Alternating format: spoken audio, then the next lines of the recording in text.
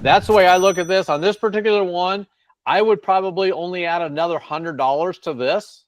So what I would come in here, I would come in and do probably 20, 95, 99, 95, somewhere in there is probably what I would advertise it at. Wow. Okay. And if you do that, now you're at $1,270 a door. Okay. Cash flow. As long as this is your underlying. So you have all kinds of room in that thing to do whatever. Yep. That's sweet. Okay. Yeah. On that particular one. So now the way I get to my other numbers, in a second. Okay. So the way this calculator is really used is you plug in these other numbers. Oops. On the big four is all we're looking at. Just to see where it averages out at. And we know that this is ARV, and we know this house is not up to standards, 24 standards, but we don't care with what we're doing.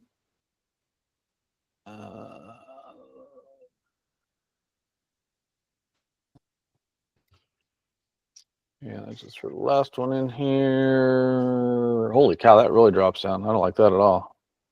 RPR? Yeah. Did you say get appliances or don't get appliances? I kind of lost you there. I wouldn't, unless it breaks the deal. A lot of people already have their own refrigerator and stuff that are kind of pre-owner because they're not renters typically, and they just put their own stuff in. I've even had tenants call me and say, "Hey, we're going to put our own refrigerator in. What do you want us to do with this thing?" So using the calculator, you go in here, you put your big four in. So just with the average, which I don't like the low RPR, everything else is higher. If you go to truly get an appraised, it probably would jump down there, probably that 160, 170 mark, but we really don't care. So what I'm looking at is they can, your tenant buyer can go in and see Zillow. They can go in and see Redfin.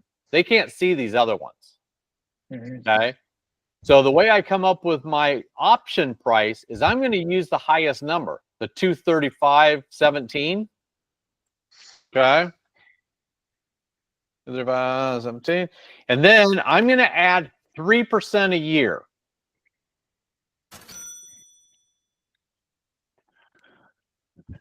And you can't just add 15%. It doesn't work. You got to go 3% and then times 3% and then times 3%. Okay.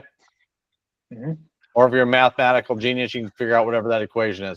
So I would be putting on the option. I'm going to sell that house for $272,449, and I even leave the cents in there. Whoa! So on the front end, you're going to market it like that? Absolutely. Whoa! Because that number is a 5-year number. Now I don't put that on print, but when I'm talking to somebody, they ask, "Well, what's the sale price of that?" Well, the sale price of it, the price I'm going to give you is 5 years from now, because you're not buying it today. You're going to exercise your option in 5 years.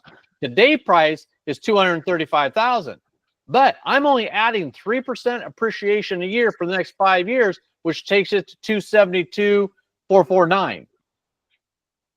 Okay, so that's my number that I work off of. But you're not going to market it like that. I market it as a rent to own.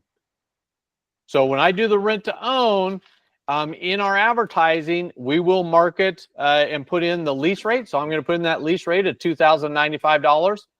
And this is my starting point. We're saying you don't own this house right now, that you are going to just buy it. And we are going to go pre-market. I'm going to pre-market this thing. I might even jack it up a little bit more. But when I'm getting a $1,200 positive cash flow, okay, I'm not going to be greedy. I'm going to market it at $2,095. We'll see what happens. If I don't get any takers on that, I've got room to come down. It's harder to go up. So this is all pre-marketing. So when that tenant buyer calls me, they're going to start talking to me and so forth. I'm going to go through it. And this is good for you, Doug, if you're going to be dealing with the tenant buyers. I try to build rapport off the get-go. Great. First, let me ask you a couple questions. Are you looking for a rental, or are you looking to actually own a home? If they say rental, you know what? I don't have a rental program. I'm sorry. I'm not the house you need. And I get them off the phone and leave. Okay. If they say, no, I really want to own something, great. Now that's what I do. I help people get into houses that can't get a mortgage today for whatever reason. I don't care what that reason is. Because some guys will come back and go, well, my credit's shit, or I have really bad credit. I don't care. Okay? You're my perfect client. Or business owners are my perfect client because they can't go get a mortgage. Okay? Or it could be somebody that is just got on the job, because with Dodd-Frank, the SAFE Act, you have to have 2 years of work history. So it could be a brand new person on a brand new job. So it could be any of those. So those are our perfect clients that we want. So from there, as I'm talking to them, oh, great. Well, how soon are you looking at moving? I want to see what the urgency is. Oh, great. How many people are going to be living there? And I have them rattle off who's going to live there. If there's a bunch of adults, I want to know, are they going to be contributing to the income? And before I get to that, I'm just finding out who's living there. And as I'm going on, great. Tell me a little bit about your employment and income. And as I'm getting through that, I'm looking to see how long they've been on their job, and I'm looking at their income. We always use 2.5 times the rental rate that they have to have for their gross, not net, but gross income. Okay, 2.5 times. And that's total for the household. So total, husband and wife. Whoever's going to be contributing, yes. Okay. Now the catch is a lot of times you'll have mom and dad, and all of a sudden they have their daughter and their son. They're working, they're going to contribute, and so forth. Who's really buying the house? Is it mom and dad, or because they're not, their kids aren't going to be buying it with them probably, and they might help out to begin with, and that's fine. At the beginning, I will use their income. When it gets to the seller finance side of it, now that's all through Dodd-Frank, and the kids probably won't be equated into it, so mom and dad's income have to support that. But we'll worry about that in 5 years. They got to get to that 5-year mark, because less than 20%, less than 25% will ever exercise their option. And that's the cool thing about this program is if they don't exercise that option and they move, you still got that $15,000 option fee, and you got a nice house typically. You're just going to re-rent it, get another $15,000, raise the rents, raise that purchase price, and do it all over again. John, what happens in the event it's month 58? Do you send them a notice to say, hey, it's 60 days. Are you going to exercise your option? And let's assume that you do that, and they come back and go, no, but we want to stay. What do you do? I extend that lease and option for 1 year. And I make them sign a new lease, which will transfer right back to the option. We put a new option on it at a 1 year basis. But at the same time, if you go into my paperwork, there's a holdover number.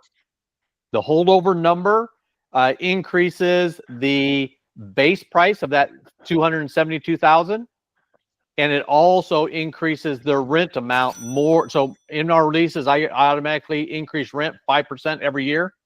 I think it goes up 6% if they do a holdover. Okay. I don't want them to move out. They've been there. They've proven themselves for 5 years. Why the heck do I want them to leave? So there are lease option companies out there that you don't exercise your option, you're out. I don't believe in that. Okay. Everybody has a life event, so, and usually what happens is I don't call them. My assistant does. She will call and text them, hey, your leases or your options coming due. Are you thinking about exercising or what you want to do? And she usually does that about 60 days ahead of time, because it takes that long to get them through Dodd-Frank and with ease. We don't want to be pressured. Plus, they have to know that there is going to be some additional fees, but the additional fees are minor. It's going to be some title stuff. It's going to be prepaid on insurance, prepaid on taxes, to set it up with a services company. And it'll cost $2,000 or $3,000 for them to close the property, but you're not getting any fees for it. You're not getting any more down payment for anything like that. Okay. Can they just stay in as tenants? They can. I don't like that, because I want them to be that tenant buyer. Okay. I do have some people that will get on the option fee assistance program, and they'll give me $5,000 up front. And then 2 or 3 or 4 months into it, they quit making their payments. Then right in the documentation, it says that if you quit making that option payment and have not paid it in full, the option goes away and you lose the option and you lose your option fee money. Now they just become tenants. I do have a couple of those. They keep saying, oh, I'm going to make up my option, make up my option. And it's like, okay, make up your option. I'll reinstate it. That's perfectly fine. And whether they do or not, or they stay a tenant, I don't know. But they've given me enough upfront money that it's like, okay, whatever. And then they stay in, but I'm in there for a 5-year lease with them on just a landlord scenario. But in the lease, it still says they got to take care of the house. Okay. You're just not a fan of them transitioning from a 5-year option to tenants, though. No, not if I can help it. No, not without that 1-year extension. Yeah, I just automatically do the 1-year extension. If I'm extending it, the idea is I want to keep them in there as long as I can. Right. If they've already been there 5 years, you already know they're making their payments. Mm-hmm. So I'd rather give them the I don't want them to lose the option fee. They've now paid you, whether it be $10,000 or $20,000 in option fee. If they turned it into a renter, they just lost that $15,000. Okay. And that makes me feel bad because now I'm just taking money from them. Mm-hmm. You know, if they have a life event and can't get approved through Dodd-Frank right now, let's just extend it another year. Let's see what we have to do to change your situation so we can get you approved.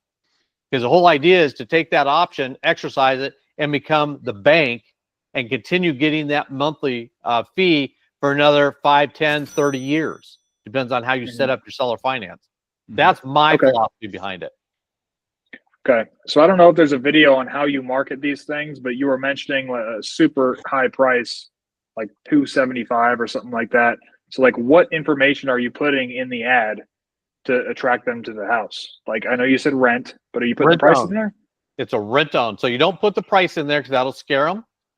If they know the area, they're going to look at, you know, the average here on the big four is showing 206 and I'm asking 272. You're going to scare them to death.